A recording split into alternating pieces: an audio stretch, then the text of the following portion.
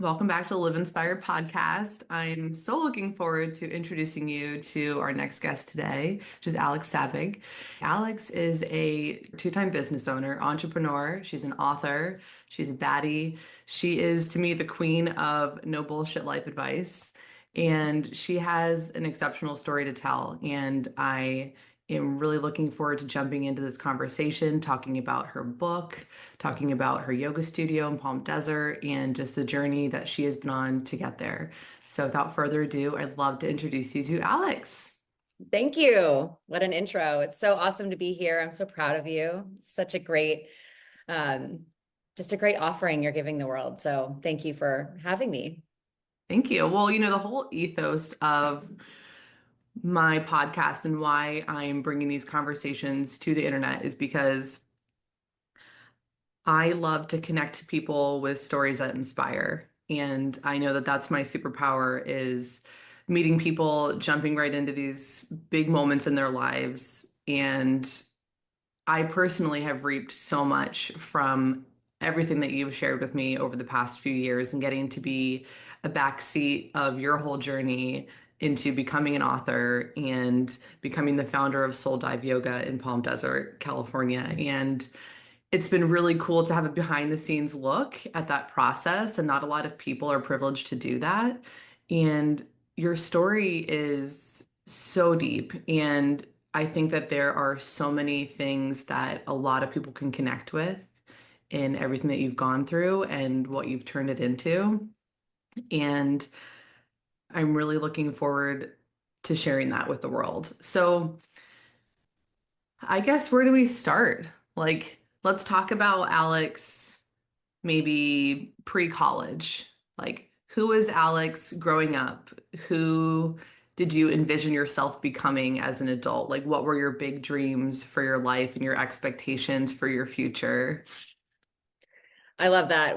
How do we start? All good books start in the beginning. So I'm from Iowa and now living in Southern California. It's like such a stark difference between those two places. But I grew up with two older parents, mostly as an only child. I have these half siblings that are about 20 years older. So that's kind of a different dynamic. But I was my mom's like accessory, like her mini me, the thing that came along that she was never expecting. And thank God I was a girl and we got to do like all the girly things, the matching outfits, the tea parties. My dad would join in on the fun. It was just the three of us and still is, God willing, that will not be the case someday. But yeah, I have memories sitting in my mom's closet, like wearing her pearls and reading Better Homes and Gardens magazine, just like dreaming of the life of being a wife and a mom and doing this, again, only different role reversal. And it's really interesting how life will throw you a pivot when it's like you might really want that and you might be pushing your own agenda and try to get that outcome, but it's not going to happen the way you think it is. And that's been one of the biggest lessons, as far as having the expectation and what I always wanted. I mean, I wanted the dream family. I want the asshole Instagram photo with the husband and the baby and maybe the dog, although I'm not ready to get another dog. Yeah. I want the picture and I don't want anybody to see the mess behind it. Um, I think as I was, really young, I didn't really grow into my self until maybe college. And I was chubby. I had this curly hair my mother would brush. I had braces, I had glasses. I had a little mixed bag of all the unattractive things or awkward, awkward things. But as I started to get older, I became obsessed with supermodels. And all I wanted to be when I grew up, in addition to this whole like role as wife and mom and, picture perfect, I wanted to be a Victoria's Secret supermodel. And I feel like this is a safe space where I can admit that. I want wings. Oh, like I want to walk the runway and hope I don't fall. And I'll tell you what, I never miss a fashion show. I'm obsessed with these creatures. Like, how are you made in this, like, in this perfection? And I know there's lots of, you know, I think just all beautiful. I'm still obsessed with it. In fact, I just ordered a handful of beauty products that these models swear by, including a hair mask that I slept in 2 days ago. I don't know how I feel Been great. the result, but that was like from early on. I can remember that's what I wanted to be. And it wasn't until later when, by process of elimination, going through college and starting to learn about the world and realizing that I don't like math and science was gross, and I liked to speak, and I couldn't read and remember things, but I could write a paper or deliver an address that really like moved the room. And so my path was sort of met by process of elimination. And I mean, had somebody literally told me, Alex, your lip gloss and your mascara is chemistry, I would have been like way more dialed. You know, it's all about positioning and how you get, people to be motivated on certain things. But I've always been a storyteller. And the older I got, the more life experiences I started to accumulate. And my mom was like, you should really write these down. And I was never energetically pulled to do that. I just lived my life and had kind of weird and funny shit happen. And I was like, well, that was cool. But I never wrote the blog. I could have been the Chicago version of Sex and the City, and I just wasn't drawn to do it. And I think in hindsight, looking back after I went through what I did, that story and experience of what happened on my 33rd birthday gave me depth and relatability so that when I did go back and storytell, I could meet people where they are in the reality of life. The human experience is really tough. It's as blissful and beautiful as it is painful and tragic. And we can't just tell one side of the story, or it lacks that authenticity and truth that people are really looking for. So it wasn't until kind of going through that full soup to nuts experience, which took a while, that I was able to drop into the space of like, okay, all of these things that have happened to me are here for a reason, and they're meant to be shared. They're meant to be shared because people are living in a lot of isolation and need to know they're not alone. People need to laugh, and they need to know that they need to keep going. And so that's a little bit of the reason why this little puppy came to be. I love everything that you shared, and I relate to a lot of it too. And I think as little girls growing up in the 80s, 90s, there was so much focus on body image and beauty, and you didn't get a lot. I think the internet now gives you a little bit more depth, but then it was just like CoverGirl, and Victoria's Secret models, and it was very one-dimensional. Or getting like Cosmo magazine. I remember I used to pore over that stuff. And so I wonder if I doubt you're alone in that space of, okay, this is what success looks like for a young girl or a young woman, is to have this nuclear family and to have these photos. And, then we kind of grew up in the Sex and the City era too, where then success looked a little bit like being independent in a big city and like doing all of those things. And I also want to point out the irony that if you ever meet Alex in person, she is very striking and she is very model-esque and she is tall and stunning. And so in many ways, like you got your wings. If you wanted to do it, you could do it right now. Like if you wanted that runway, it's yours for sure. You Oh, definitely are built for it, not just like physically, but in your confidence, which I think is really cool. thank you. We'll see. My 40s might bring a whole new model era. Yes. And like, Yeah. let's bring the 90s supermodels back. Like, I'm not talking about necessarily like the wafy 2000s of like Kate Moss and the cocaine era. I'm talking like the real bodies with the just amazing figures and full hair. Well-fed, healthy models we're here for. Yes. Yeah. Yeah. And I think too, there is an interesting piece about age in all of this also, because there's a lot of, let's say, restriction that comes with expectations. And this is something that I'm absolutely guilty of. And I know you and I have had plenty of conversations over glasses of wine on this topic, but you develop these expectations for what success is going to look like in your life. And then you're sort of chained to them. And when things don't go according to plan and you're not married with two kids by age 30, it's like, now where do I fit in? Yeah. But now, totally. And that is even a line that I stole from your book. Actually, I'm going to read a direct quote. Is we start to create the lives we think we want to live And when something doesn't go according to plan, we lose it, unable to cope and flow forward. Um, so I'd like to jump into the part of your story where everything is starting to fall into place. You're in your early 30s. This life that you've been dreaming of, the wonderful husband, and all of that is right there for you. Let's jump into that chapter and maybe what it looked like leading up to that and how that was all feeling in those Yeah. moments. Well, I entered a relationship when I was 32 with somebody that was totally love at first sight. It was intense and it was fast and it was like 0 to 60, but it was right. I mean, we just knew that we were going to be together. And 2 weeks in, he asked me what kind of diamonds I like. And I was like, I don't know anything about the shapes and whatever. So I just said big ones. And he was like, great. Okay, I can do that. I was like, oof, all right. Amen. Let's go. But our relationship just was like deep and beautiful and intense and fast. And 8, 9 months into it, on my 33rd birthday, he was diagnosed with terminal brain cancer. And so when I met him and when things started to like progress, I saw it. I was like, it's so close. I can grab it. I can grab I am going to marry this man. We will have kids together. We're going to build a life. We're going to live in a single family home in Chicago, which was like my dream since I started to go to school there.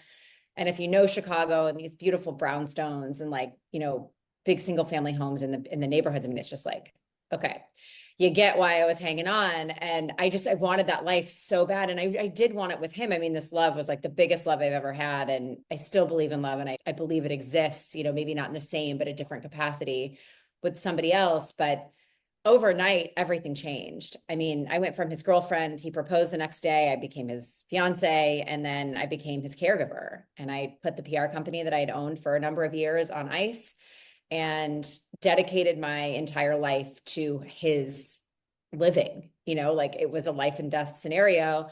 And for me, whatever tools I had were just stuck up on the shelf with tons of dust. I went straight into fight or flight. When the diagnosis came through, I'm not a fleer, I'm a fighter. I just doubled down and was like, okay, if there's a 1% chance you're going to live, I'm the woman for the job. I got it. I can save you. And it was this delusional mindset that took me so far out of the present and so far out of touch with reality, I couldn't connect with him anymore. And that's not something that I'm proud of, but it was very real in the moment. I mean, I couldn't accept what was real. And if we look at our lives a bit more abstract, there's many, many times when something is coming in and we don't want to accept it as truth, but the sooner we do and the sooner we sit in the discomfort and the uncertainty and just the mess of it all, the faster we can go through. But I didn't do that. I went into control and I went into, this whole lack of accepting this was my own reality. And what was really happening is, as much as his life was completely altered by the diagnosis, I mean, my life was the life I had envisioned for myself started to burn down. It's like I had a can of gasoline in one hand, a match in the other. And that fire was going to spark whether I liked it or wanted it or not. And looking back, I think had I just let go and surrendered and let these pieces fall away, because they were falling away. We as humans love to throw things on life support, like not just other people, but like our pets, our jobs, our relationships, all of it, because we're wired for life. We're not wired for death, and endings are death. It's not just the ending of a human life that is death. There's many other things that are categorized as death. And I couldn't go there. I didn't want my dream to die. And so I tried to resuscitate the hell out of it. And it just prolonged this kind of suffering period of what really just needed to happen was me letting go.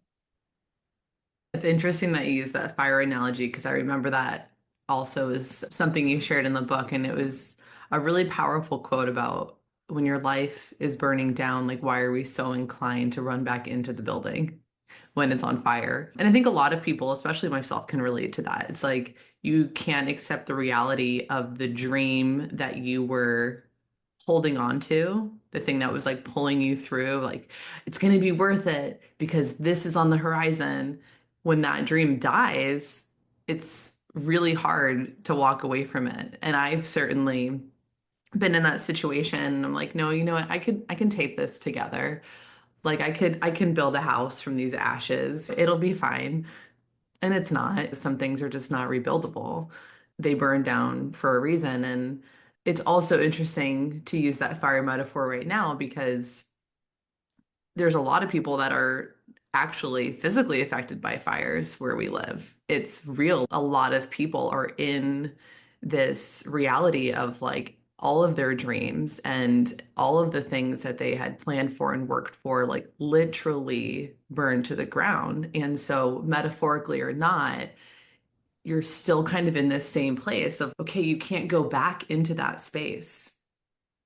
It does not exist anymore. And Right. so, how do you build forward, both physically, emotionally, spiritually, mentally? And I think that your book is such a gift to people. Honestly, I have it on Kindle. And I think that anybody who's going through any difficult season, whether it's loss of a home or a relationship or a dream, it's just like one of those stories that you sit down with a glass of wine or a cup of tea, and it's like having a really beautiful, deep connection, deep chat with a friend who's like, listen, I've been there and I'm maybe only a couple steps ahead of you, but let me tell you what I wish I would have done differently. So I'd love for you to talk about going back to that experience with your fiance and getting that devastating news. Like, what are some of the things that in hindsight you wish you would have navigated differently, or what you would tell somebody in that space right now? So I think one of the biggest lessons that we learn as people is this concept of impermanence. And impermanence is the happy news when our lives are shit. Like when we're in that space of struggle or suffer and we get the diagnosis or it's the ending of a relationship, whatever it is, and we can remind ourselves that nothing lasts forever, that's great because you're gonna help yourself slide out of that season. Where impermanence becomes a little bit tougher to swallow is when things are great. Mm, And you're like, "Ooh, I love this relationship and my job is starting to feel really aligned and things are really flowing." And I don't say this to scare you or put you on notice, but there are ebbs and flows that becomes the natural cadence of your life. Period. I mean, things are coming for you. Your life is coming for you, whether you like it or not. There's no immunity. I don't care how wealthy you are, how beautiful you are, how smart you are. It doesn't matter. That is not a shield of armor that's going to protect you from getting your heart broken or having the rug pulled out from under you or a pivot that you didn't see coming. We can't see everything coming. We just can't. And I think once we accept this concept of impermanence and we can drop into a space of surrender, which by the way is so hard. I mean, I'm making it sound super easy. Like, yeah, just let go. Just let go. Oh, like whatever, okay, I'll have a latte and we move on. I'm not trying to make super light of it, but we have overcomplicated the system where we think we have to do all these things in order to live with more peace and purpose in our life. And we really don't. And I think it's very simple. So number one, nothing lasts forever. Get that, like anchor that in your tissues and just know it and be okay with it when things are great and feel comforted by it when things are not great. And number two, the biggest thing I wish I had for myself, which I did to a small degree, I probably would have it be a little bit more robust, is a practice. And yeah, okay, I like yoga. Olivia and I met through yoga. I own a yoga studio. There's no question that I like yoga. And I think it's a very powerful and profound modality to heal and to stay tuned up, in your own life. But I don't care if anybody actually ever rolls out a yoga mat. What I care about is that you take the time to walk or to sit in meditation or to garden or to cook or to journal. I mean, the list of the things that you can adopt as your practice are endless. It doesn't stop there. It's moving the body. It's being in touch via meditation and prayer. It's staying in conviction with an eating program. And I don't say diet because this isn't about doing it one week and then not the other. It is you are locked into a lifestyle. And when you get devoted to this practice and you repeat it and it becomes just natural, like added to the natural routine of your life, you all of a sudden have a very strong foundation that's going to carry you through the happy and the sad. And like, let me tell you, you can speak to this fully. Your wedding is full of joy and happiness, but underneath that, there are emotions of anxiety. And so the happiness of the wedding feels the same in the body as somebody that's like kind of anticipating maybe a job shift or that we need to talk from the relationship. Like anxiety feels the same. And so whether it's good or whether it's bad, coming back to this practice that will infuse the equanimity in your life to make these kind of heaps and valleys feel a little less dramatic is it. That is it. Like if you do nothing else, what do you like to do? Now repeat it and do it every day and don't sacrifice. Don't be so committed to the obligatory living because your kid has basketball and you can't get a second here because your husband needs a certain dinner, whatever it is. Like I hear it all the time, the excuses and the I don't have the bandwidth. And it's the stop whining and just do something for 10 minutes every day and repeat it. Yeah. And I promise you, when life hits, that's what you fall back on. And that's what I did. I mean, I was an avid power yoga practitioner. And the first place I went when we got discharged from the hospital was the yoga studio. And it was also the first place I was ever given permission to show up in any way, shape, or form I was in the moment to simply be. Flop around and cry, do every move, didn't matter. Just keep coming. And that was a life-changing moment for me because as a woman and as an entrepreneur and as a business owner and as all the things, like who has ever given that permission slip to enter a space just as you are? I can't think of a space where you can. And Yeah. that's where yoga for me feels really, really important. And that's kind of where the seeds of Soul Dive Yoga were probably planted many, many years ago, in that people need a place to go. They need a place to come in exactly as they are, put their shit on a yoga mat and just be. Period. Do the move, don't do the move. Chaturanga or not. I don't care.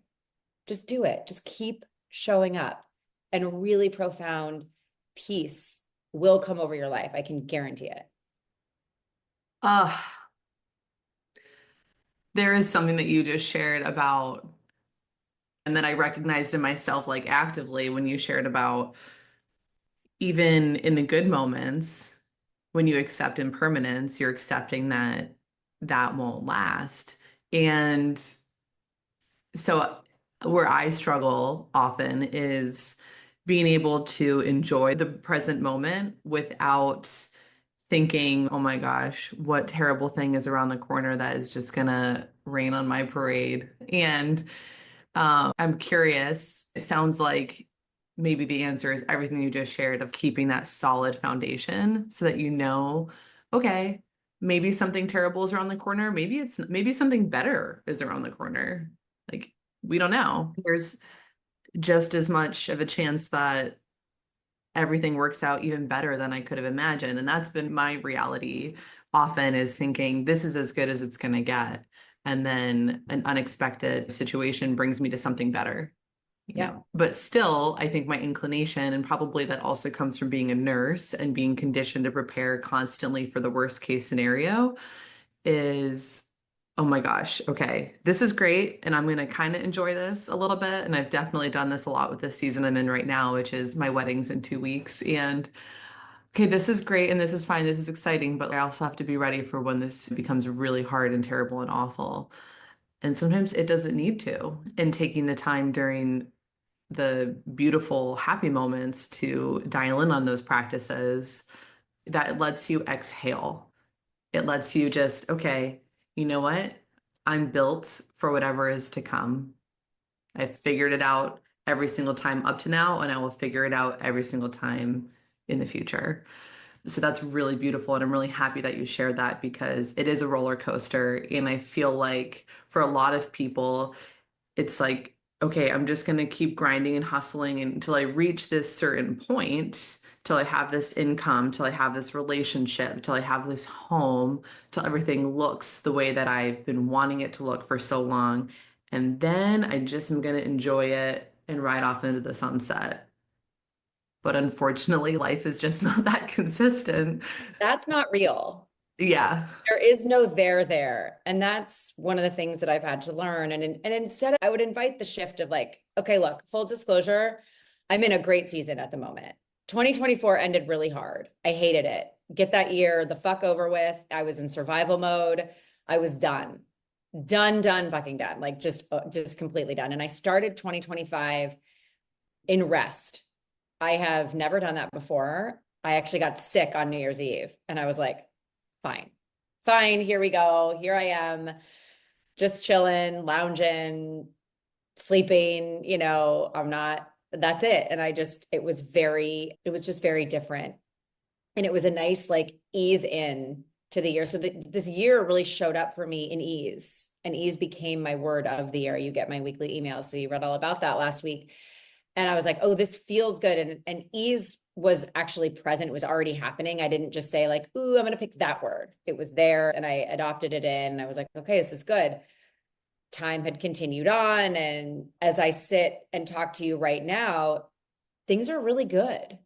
My parents are healthy. There's no drama in my love life. The yoga studio is doing really well. Today, we released our first retreat in Sicily. That's amazing. My book is doing well. I get to have these wonderful conversations with people like you. And so it would be easy to say, well, when's the other shoe going to drop? Oh, if I enter in this new relationship, is it just going to poof, implode like all the rest? And it's like, let's not go there. Let's just understand that my parents are close to 80 and the reality there that we don't need to dwell on, but it's there and that we know. And so all that does for me is say the weekly dinners that I have with them are non-negotiable. I don't miss it, period. And so when we shift and we're like, well, how can I maximize these time or these moments and then stay always, there's the non-negotiable for me, 10 to 20,000 steps a day, stay rooted in the eating program, yoga, Pilates, weightlifting. The good season and also prepares you for what's next, as you said. And there is this whole concept of get ready. And whether you're reading the Bible, you're listening to some other teacher, everybody's telling you to get ready. Your mom told you to get ready in the morning, get ready, go to school. And so I do think there's this get ready to be ready, to be ready, to be ready for whatever it is you're supposed to be getting ready for. And you don't need to know what it is. You're not supposed to know all the things that are made for you that are coming forward. So if something comes forward and kind of rocks an area of your life and it's like, ooh, that boulder is about to fall, let it fall. Just trust that that thing that's coming in needs that space. And if the space is being occupied by the less fulfilling thing, if you're in a job that you don't like, but you're spending 80 hours a week pouring your soul into it, you're not getting a new job. You don't have room for it. You don't even Yeah. have room to apply for it. If you're in a relationship, but you want a different relationship, don't go try to replace the relationship before you clean up your house. Get out of the relationship and then move on to the new relationship. Create the space. It's part of this entire practice of getting ready and being ready for the things that are coming in. So when we have that in mind and we're sort of living for what we don't know is coming, but we're trusting that it's great or better than what we have, it kind of takes us out of that, oh no, what if? I mean, if the shoe's going to drop, it's going to drop. Just throw the other one out too, because what good is one shoe? But Yeah. it's just a shift in the mindset. That's so powerful. I know I needed to hear that reminder because there's a lot of like non-attachment throughout that. It's really easy to get attached to a place or a lifestyle or a job or a person because it's giving you some sense of stability and it's really all rooted in the scarcity mindset. And I know my soon to be husband has said to me before, he's like, girl, you got quite the scarcity mindset for somebody who's never had to eat out of a trash can because he himself grew up with homelessness. And that was hard for me to swallow. And sometimes you have to sit back and think, okay, these feelings and these concerns are valid. And a lot of people are in that right now. There's a lot shifting and changing very quickly. A lot is evolving. The world's moving very fast. So it's really easy to get rooted in that fear. And yeah, I think just having that non-attachment and just whatever your personal faith practice is just that reminder over and over again of, okay, here are the things that I can do that I can show up consistently for myself and then therefore for the people in my life. And knowing that if this giant boulder comes and just sweeps out, just blazes through everything that I'm holding on to so tightly, that also will be okay because something will come in its place. And my heart like really goes out to people who are feeling that right now. And again, I just keep thinking of all the victims of the fires and just people losing their jobs and things shifting really big major ways. Like it's so real. And so it's easy to spiritually bypass that a little bit and be like, no, just like don't be attached, but I think just again, what you said, staying rooted in your practice, staying rooted in your faith, and trusting and believing that this too is not permanent. It's going to pass. And what if it looks even better than what you could have imagined Yeah. before?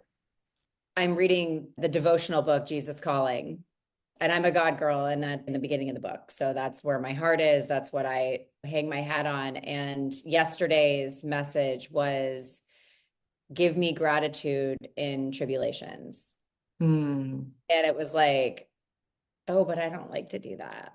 We know we like to say, why did you do that? I wanted that thing. And you're not supposed to have it because there's something better. And that was how my 2024 ended. I wanted some things and I kind of had them. I was like, okay, here they are. This, I've wanted this, a couple of these things for a long time. And they got wiped out so fast. I mean, so fast, so furious, in just all the wrong ways that I was like, I don't, I did not want this smackdown, you know? And then a couple months later, I read that passage and it's like, okay, I guess I can be grateful for it now because what's happening now in my life is way sweeter and easier and more nurturing and more loving and more aligned and more abundant than what that space was. But it's really hard to trust it in the moment. And I didn't trust it. In the moment, I was pissed for Yeah. a while and had a little fight with Jesus along the way. And that's a losing proposition. Like we have to give that up. But yeah, it is tough to say, oh, I'm really grateful that my life just got completely flipped upside down. Thank you. But that's the book. The genesis of the book for me and my story is the biggest moment in time where my life was flipped upside down. And looking back, it's like, if that all hadn't transpired, would I be here? Would I have the gift of relaying my story and empowering other people to get up after they've been knocked down and showing them that you can be okay? You can choose to bury yourself in pity and self-loathing and become a victim. That's a choice. There's nothing I can do about that. But I can show you that if you don't, I am a living, walking, breathing example of somebody who is more than okay on the other side of a really traumatic and gut-wrenching event. I mean, good grief, Lifetime movie. I've got your script. Let's go. Yeah, I was going to ask you about what the unexpected blessings that have come from that really dark season, because it was a few years ago at this point. It's not like that just happened and now immediately here you are, wrote a book, opened a studio, doing all these major speaking events and hosting retreats and being able to speak confidently about this. Like it was a journey. Like that was several years in the making of healing and going through this. So it's not like an immediate, an instant gratification thing either. Like, oh, great, last month your whole life fell apart. Well, guess what?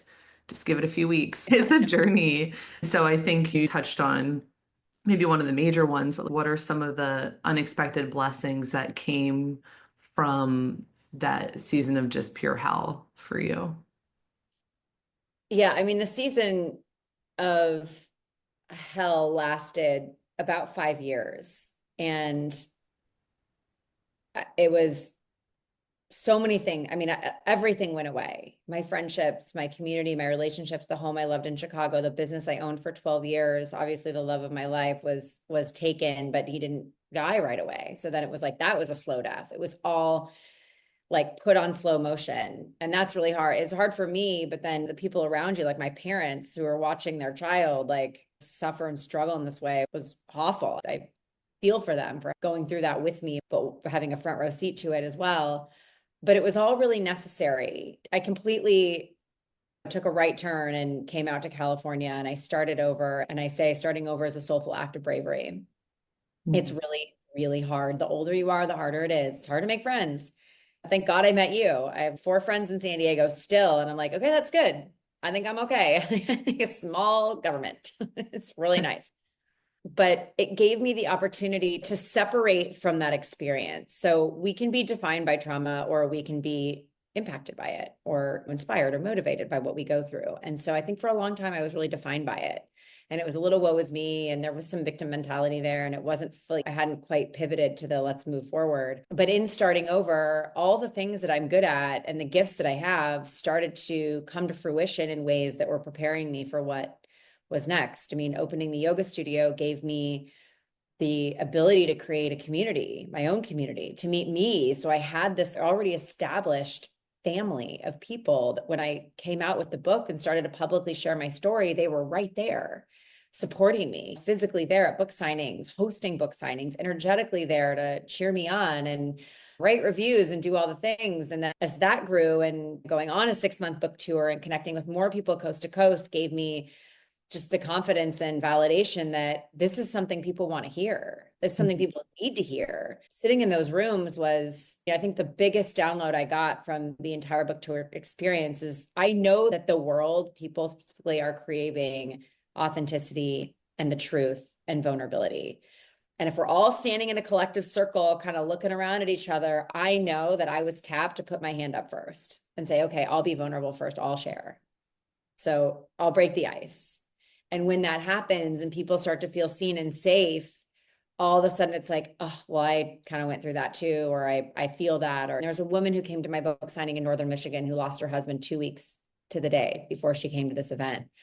Glassy-eyed, grief, I mean, just heavy, but she showed up and she let women she didn't even know surround her. She let herself see that there is something on the other side of that loss, that her life still gets to go. And that all got to come out because I shared first. Mm. Not all of us are called to put our hand up in the ring and say whatever it is that's on our heart, but it is really powerful when somebody goes first and at least you're like, okay, I'm not alone. I don't have to be isolated in this. I can keep going. Ah, you had me so emotional because this is it. This is exactly why I'm pouring myself into these conversations and putting them out there because I just really need people to hear these stories and to know that there is hope out there. And sometimes all you need is just to see someone a couple steps ahead of you to be like, okay, my life and my circumstances aren't exactly like Alex's, but I do see myself in her story. And to know that she has pulled herself through and she's living this incredibly inspired, purposeful life. And it doesn't look anything like Alex, maybe pre-college, little girl Alex was thinking. You're not in your Chicago brownstone. You're not married to 6'4" finance guy, whatever. And you don't have kids running around yet. And who's to say what's to come? But you can reinvent yourself at any point, and you just have to be so willing to receive whatever comes in, especially if it's not what you expected. Yeah, that's very true. I think there's a choice. We can stay shackled to this obligatory living, this woe is me, or I have to do it for everybody else. I can't live for myself. And that's fear-based. And if that's you and you're listening to that, you are scared, and that's okay. But when you start to exercise choice, you start to unlock this freedom. And it's freedom from yourself. It's Mm. like getting out of your own way and moving forward so that you can actually live aligned with the purpose you were meant to be living for. And the sooner we can drop into our purpose, the sooner our lives start to make a lot more sense. And you know when you're not. I mean, how many people are like punching the clock 9 to 5? And they're like, I hate this. Or you Mm. get the crabby waitress at the restaurant. I'm like, excuse me, miss, you chose this. Mm. So could you smile and bring me the damn glass of wine? This was a choice. And that's where we get a little confused in this whole process. We can choose to move forward. We can choose to get out of bed and take one small step toward the life that we've been dreaming of. If we don't move towards our manifestations, it's all a bunch of happy horse shit. Chapter 10, probably the most impactful and by far the favorite in the book. But don't just talk about it. Like, go. And going doesn't necessarily mean you have to go anywhere. Just get in your practice, get rooted in something, go practice yoga, sit in meditation, do the thing that gets you out of bed so you continue to move in that direction. And it will show up. Things will leave your life, things will come into your life, and you'll be ready. Mm. I don't know if there's a better place than there to close this conversation. I think, yeah, it's there's so much wisdom to share. And truly, truly, anybody who's listening to this, like, this is just the surface. And if you are really resonating with everything that Alex is sharing, like, you must pick up a copy of Soul Dive. You owe it to yourself. Share it with your friends. It's such a beautiful gift to give someone, especially if you're in a season of loneliness or isolation. It is just like sitting down with her on the couch with a glass of wine. It's felt to me like getting this pep talk from a big sister or a friend, like, girl, yes, like you can do this. And I just love it. And I'm so thankful that you put yourself out there and that you wrote it down and that you shared it with the world and that you are doing everything that you're doing. Like, you are one of my most expansive friendships. I was thinking about you all weekend. Like, man, Alex just shows so many people, not just me, like what's possible. And it's truly such a gift to be able to have a friend like that. And I just so appreciate you and I love everything that you're up to. And I really thank you for being with us here today and having this conversation. Oh, thank you. Wow. What a tribute. I'm honored and I'm so proud of you and I love you to pieces. So it was great to be here. I would love to invite all the Live Inspired fans into my fold. So my website, soulfulalchemist.com. You can get on my weekly newsletter, Into the Deep with Alex. I call it my poetic wisdom drop. I won't waste your time. It's all the truth. There's no happy horse shit in that email. Up on the list, you'll see all the details about Sicily. We're going to Sicily August 31st. And yeah, if you like yoga, great. If you don't, I don't care. Come to Sicily anyway. You like Prosecco, let's go. But yeah, if you're in Southern California, come practice some yoga with me and definitely reach out. I like to keep the conversations going on Instagram via email. I respond. It's me. It's me behind all those scenes. So keep in touch. I love it. Yeah, and absolutely. If you are in the Palm Desert area, you must treat yourself to a class at Soul Dive Yoga. It's awesome. And it's just like a physical embodiment of everything Alex has to share. It's such a sweet space and it's truly a gem. So definitely check that out. And I have decided to close all of my conversations with the one final thought, and that is, what if it all works out? Oh, amen. Amen. Yes, I love it. Awesome. That's great. Wow. Bye. Thank you.